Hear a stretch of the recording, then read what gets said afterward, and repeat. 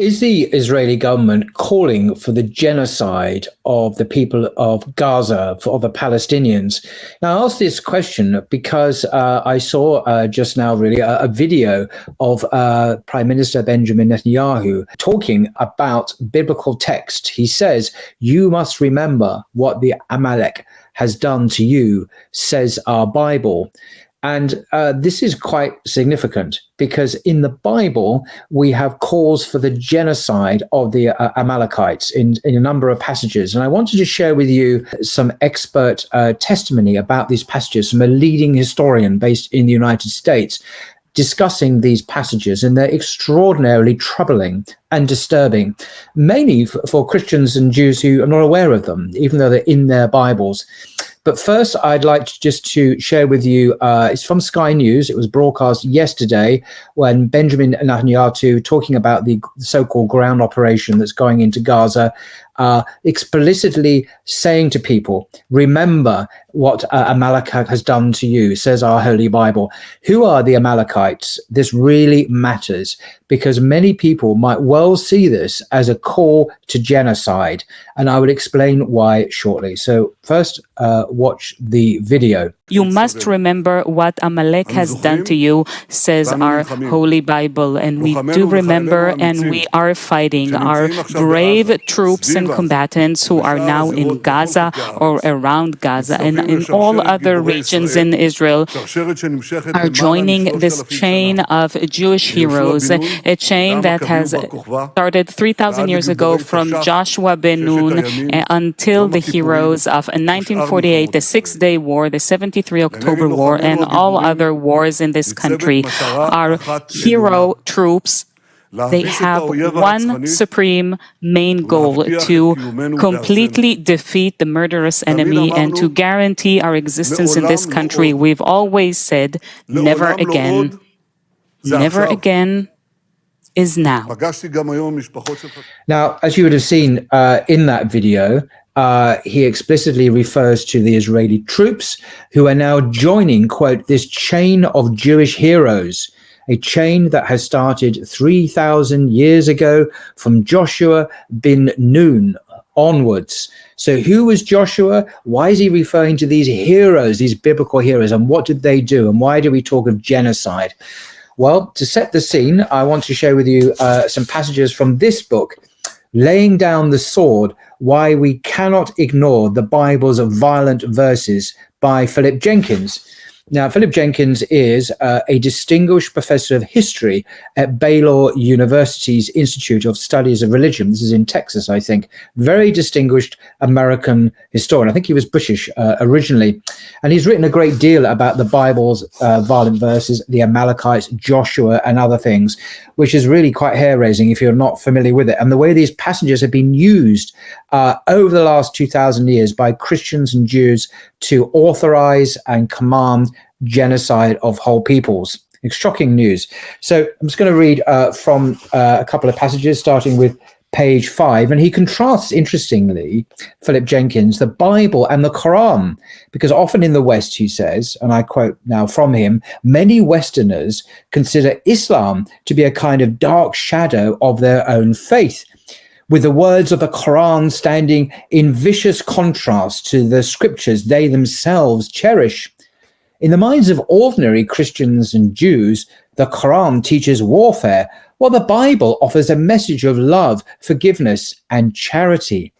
For the prophet Micah, as a prophet in the Old Testament, God's commands to his people are summarized in the words, quote, to do justly and to love mercy and to walk humbly with the Lord thy God.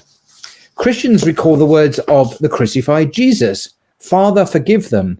They know not what they do. But Professor Jenkins continues, but in terms of ordering violence and bloodshed, any simplistic claim about the superiority of the Bible to the Quran would be wildly wrong.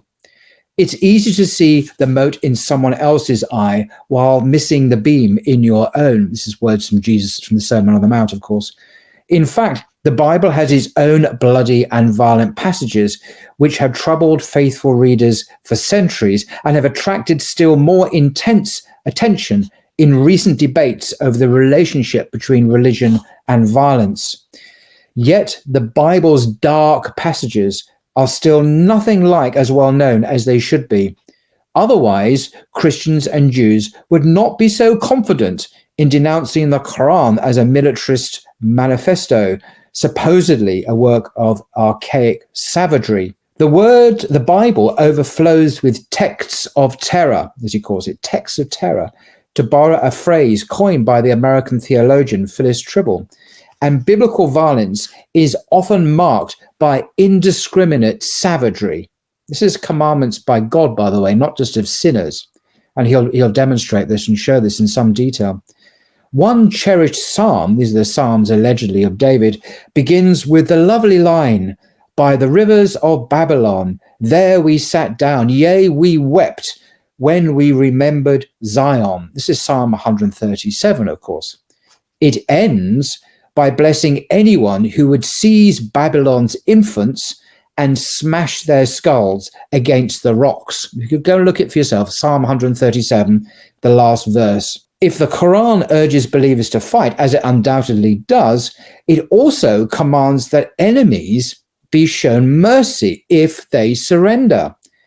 Some frightful portions of the Bible, by contrast, order the total extermination of enemies, of whole families and races, of men, women, and children, even their livestock, with no quarter granted. Now, he doesn't refer to this passage, but he will know of it. And I just want to read to you one of these passages from my New Revised Standard Version translation. Chapter 1 Samuel 15, the first book of Samuel, chapter 15, verses 1 to 3. And this is where Saul defeats the Amalekites, but spares their king. And Saul, of course, is the first king of Israel. And Samuel was a prophet. So Samuel said to Saul in verse, "The Lord sent me to anoint you king over his people Israel. Now, therefore, listen to the words of the Lord." This is not opinion of Samuel. This is the words of God, apparently. "Thus says the Lord of hosts, I will punish the Amalekites for what they did in opposing the Israelites when they came up out of Egypt." Now, this has happened 300 years before, by the way, this story. So centuries earlier, the Amalekites opposed the Israelites. Now Samuel gives the words of the Lord to Saul, saying, "I will punish them for what they did in opposing the Israelites. Now go and attack Amalek," in other words, the Amalekites, "and utterly destroy all that they have. And do not spare them, but kill both man and woman, child and infant, ox, sheep, camel, and donkey." That's the end of verse 3. You can read the whole troubling chapter and the way Saul is rejected as king for not carrying out this genocide to the very letter, because Saul let some people live. And this is seen as a disobedience and disqualifying Saul from being king because he didn't carry out the genocide thoroughly enough.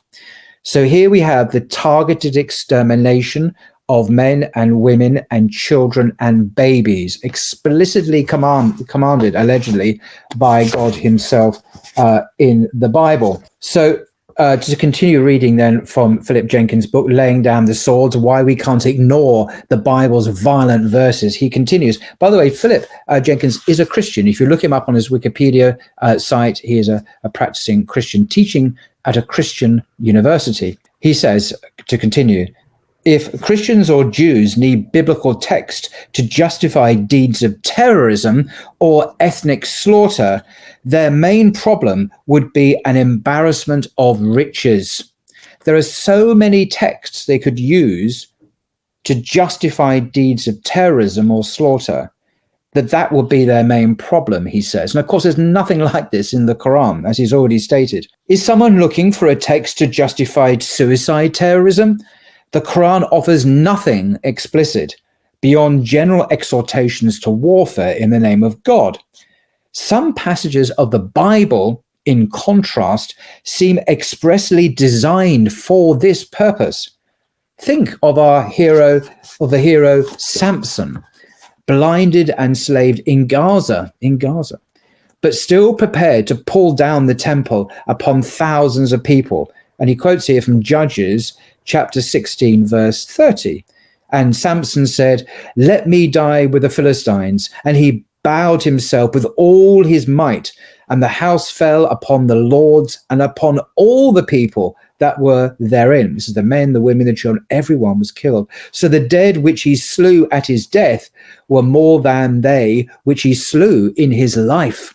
Judges 16:30. The richest harvest of gore comes from the biblical books that tell the story of the children of Israel after their escape from Egypt, as they take over the new land of Canaan. And this is really important. I'll come back to this. Who are the people who live in Canaan, and what is their relationship with today's Palestinians?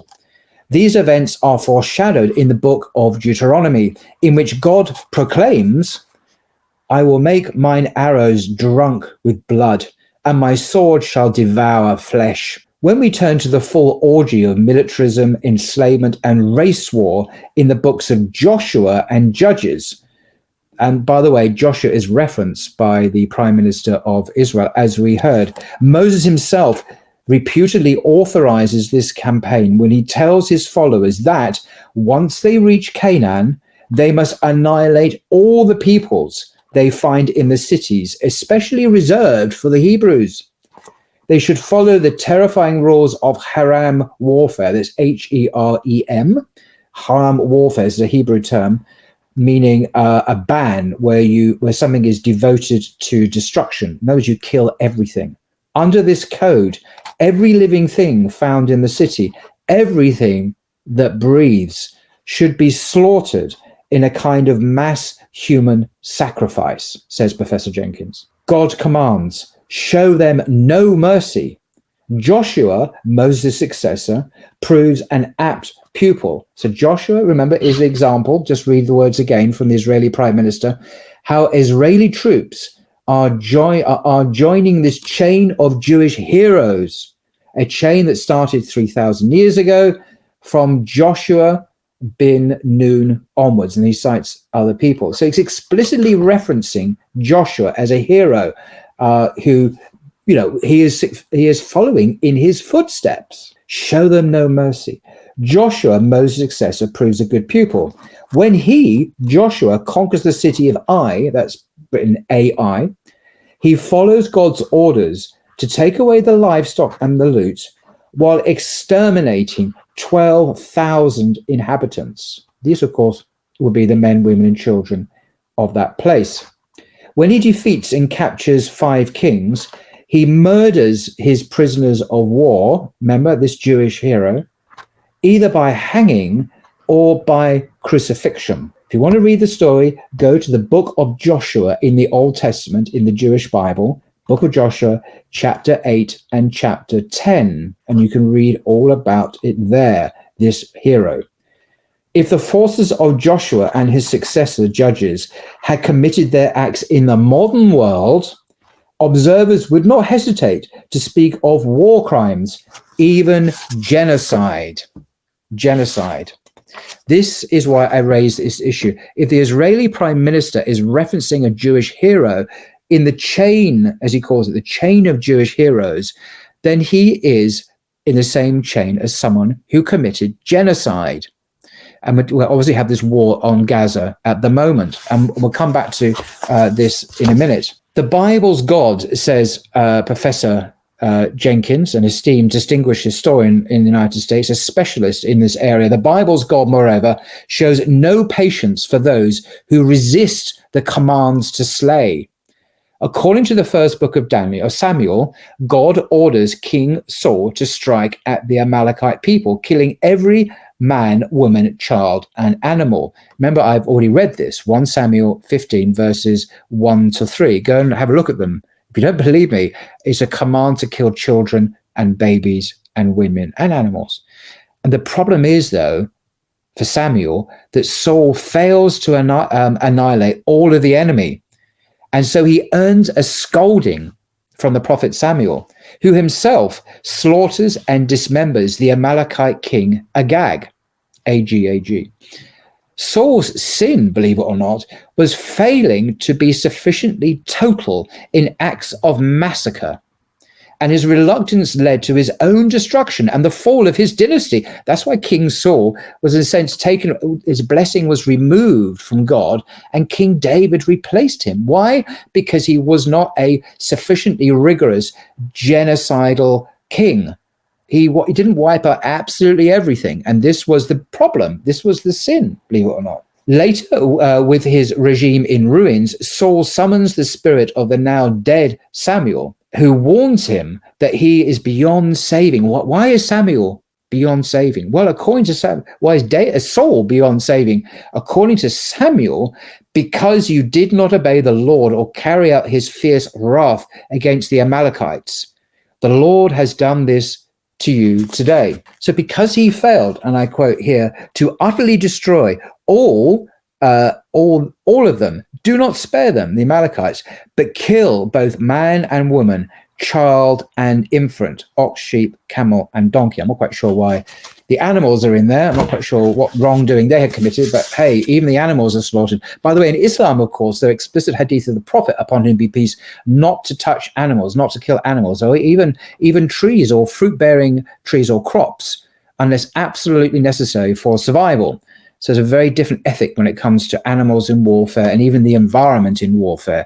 In the Bible, it commands the complete destruction of the environment and livestock. Islam explicitly prohibits any unnecessary destruction of livestock and the environment.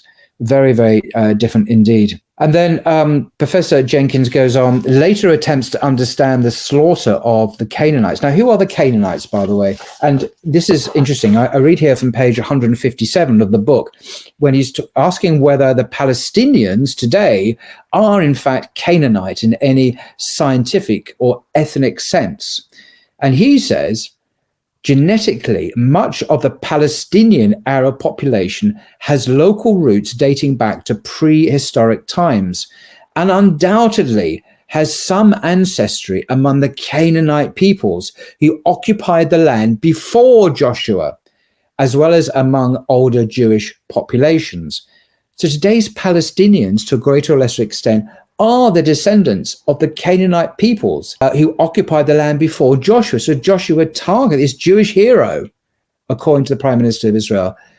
Joshua targeted the ancestors of the Palestinians. One can see this horrific chain, shall we say, chain of slaughter going back from 3,000 years ago to today. So just to continue back to page 8, later attempts to understand the slaughter of Canaanites and Amalekites have paralleled to theological discussions of the Holocaust. Not, of course, that the two are alike in historical terms. Even if the biblical stories are literally true, because he thinks they might not be, the numbers involved were minuscule compared to the mass killing of Jews and others in the 1940s. In other ways, though, the Canaanite story raises issues that are even thornier than the more recent events. In contemplating the Holocaust, believers struggle to explain how God could have let such horrors take place. In the ancient context, God commanded the bloodshed and intervened forcefully when it was not pursued with enough vigor. This is not a case of why do bad things happen to good people, but rather, why does God drive his people on to do worse and worse things to any people whatsoever? Now, I could go on. This book is full of horrific historical documented examples of how Christians and Jews have used the biblical texts, which are ignored today, the violent texts, have used these commandments to slaughter and enslave millions of people. The historical record is the most extraordinary religious history. I know of no other religion in the history of the world, Christianity mainly, but to a lesser extent Judaism, that's engaged in such systematic slaughter of men, women, and children, justifying their actions with biblical texts. So I think, well, there is more. Shall we go? I will share some more because I think it's worth having this on video. I'm now going to go to page 10.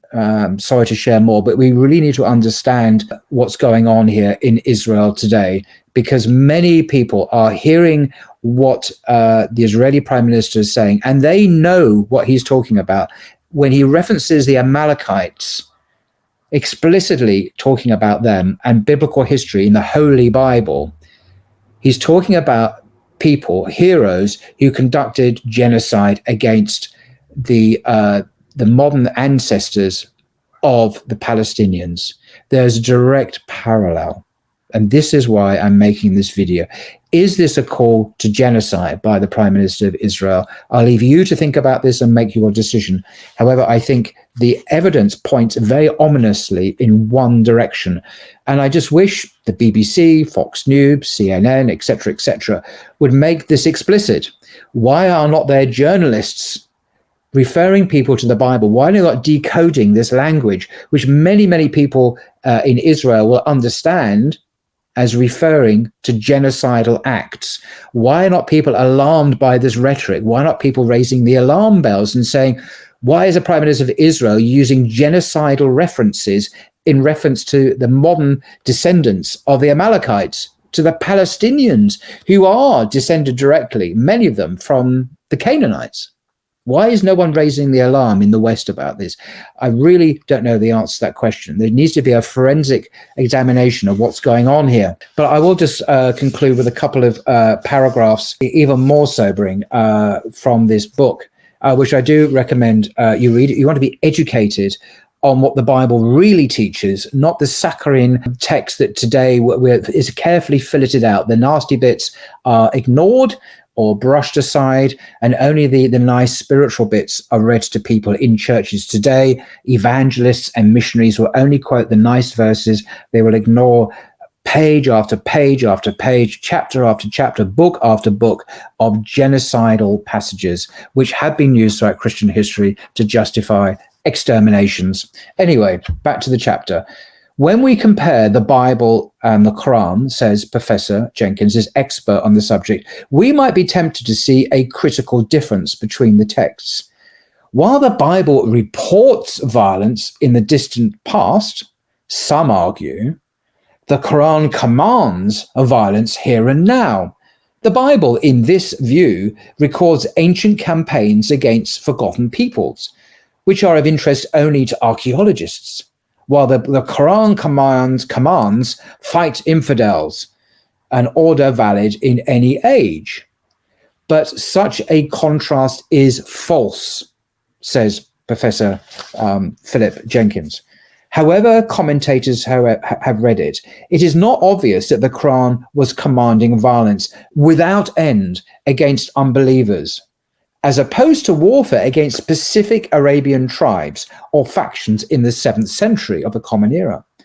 On the other hand, many generations of Christian and Jewish readers have found no difficulty in applying the biblical commands to their own day. Let me repeat this. Many generations of Christians and Jewish readers, and he talks about all these events in his book, by the way, have found no difficulty in applying these genocidal biblical commands in their own day in the last 2,000 years.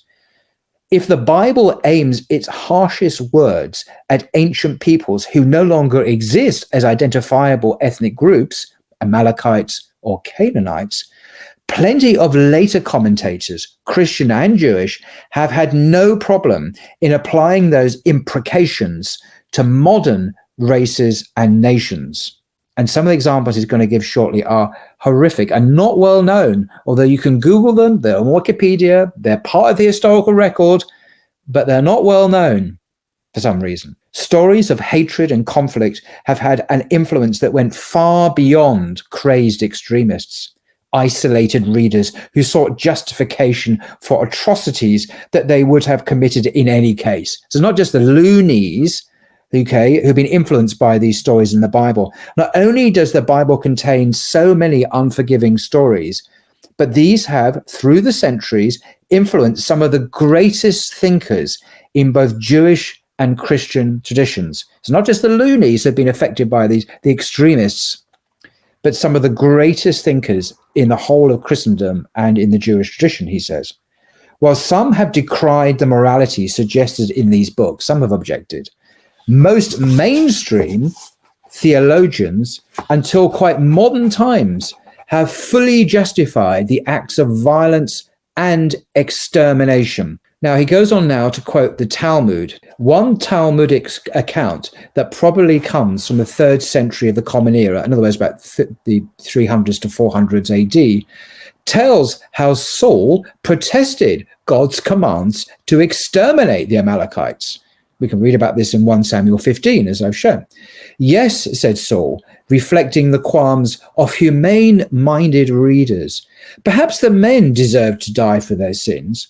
But what is the sin of the cow, the ox, the donkey? So, this is a very understandable humane reaction because God allegedly commanded the killing of these animals. But a heavenly voice ordered him not to try to be more moral than God himself. And this is quoting from the Talmud. Be not righteous overmuch. Some prominent Christian theologians pursued this approach to its logical conclusion and managed, at least in their own minds, to justify the mass slaughter of enemy children. Throughout Christian history, believers have used the stories of Moses and Joshua, like the Israeli Prime Minister just yesterday on Sky News that we saw, have used the stories of Joshua to formulate their theories of warfare, arguing that such biblical examples, and remember, just in my notes here, Israeli troops are joining this chain of Jewish heroes, and explicitly mentions Joshua, arguing that such biblical examples showed the legitimacy of fighting and struggling for God's cause, while mainstream thinkers constructed a well-thought-out idea of just war, placing appropriate limits on military conduct. Extremists sought to restore the ruthless practice of haram, H-E-R-E-M, a Hebrew word, and biblical holy war without mercy. Christians put their beliefs into practice, basing their actions explicitly on Scripture. The resulting violence was at its peak in Europe during the religious wars of the 16th and 17th centuries, when each faction labeled its Christian opponents, ironically, as Amalekites fit only for slaughter. To take just one example of many that he gives. After Scottish Protestants, so this is Protestants in Scotland, defeated an Irish royalist army in 1646, their clergy advisors, in other words, Christian priests and ministers, ordered a complete massacre of prisoners. Scots soldiers drowned 80 women and children, while again and again were conquerors told that the curses which befell those who spare the enemies of God would fall upon him who suffered one Amalekite, in this case Catholic, to escape. Everyone is an Amalekite or a Canaanite to somebody. So the Amalekites, as they were identified as the epitome of evil in the Jewish and Christian tradition throughout history, weren't necessarily Palestinians. They could be Catholics, or they were used to describe Stalinists or atheists or Nazis. Anyone who, in their view, embodied evil was labeled an Amalekite. But originally it referred to the ancestors of the modern Palestinians. When an exhausted Europe settled into an uneasy religious settlement in the late 17th century, new waves of colonists, people who colonized territory, applied these very biblical commandments overseas to conquered peoples in the Americas and in Africa. Christians have long been fascinated by the Exodus myth, the vision of escaping oppression with the goal of building a holy realm in the new discovered lands. But the Exodus from Egypt necessarily leads to a conquest of Canaan and to the rooting up of native peoples, to the Palestinians. You see, the parallels here are incredible parallels in ancient history and today's history. At the start of the 20th century, a Bible-steeped German administration in the colony of Southwest Africa devised a radical new policy for its native subjects, for which they took the biblical name of Vernichtung. Excuse my German. I looked this word up online, and it means annihilation. So they directly use this term from the Bible to exterminate their native subjects in Southwest Africa. The language and the practice would return to haunt Europe. Through the Bible, Christians immerse themselves in the language of annihilation. Now, I'm going to end it there because that's half an hour and that's long enough. You want to read endless examples and academic research meticulously referenced by a top historian in the United States, laying down the soil. Why we ignore the Bible's violent verses. This is just today, of course. Many Christians would have no awareness of these verses, but it's shocking to me. Often I go to speakers' corners, you might know, and whenever I brought this subject up, for example, 1 Samuel 15, where God, through the prophet Samuel, apparently commands Saul, the king, to slaughter men and women, children and babies. The missionaries I speak to there, the Christian missionaries, who admittedly are usually fundamentalists, have always, in my experience, sought to justify and explain away this slaughter. They've never denied it. They've never said, oh, well, God would never do that, or, oh, this passage is unhistorical, or this is unacceptable. Imagine if these verses, by the way, were in the Quran, and they're not, and there's nothing like them in the Quran, but imagine they were. Can you imagine the glee with which they were fastened on these passages and use them as weapons to attack Islam? But they're in the Bible, and they've been used repeatedly over the last 2 millennia to justify exterminations, as we have seen. But these Christians always try and explain it away. They find, oh, well, you know, these children, they might have grown up to become adults and then attack the Israelites. An argument, by the way, the Nazis used to justify the killing of Jewish children, because the Jewish children might grow up and then attack the Nazis, and we can't have that, so we must kill the Jewish children. It's the same argument that Christian missionaries use today to justify the killing of babies. These are people who would tell Muslims, God is love, God is love, God loves you, God is love, endlessly. But they would justify genocide and the killing of children. Always they do it. Now, more liberal or more moderate Christians have a different story, and they would usually look in horror on these passages and would not own them.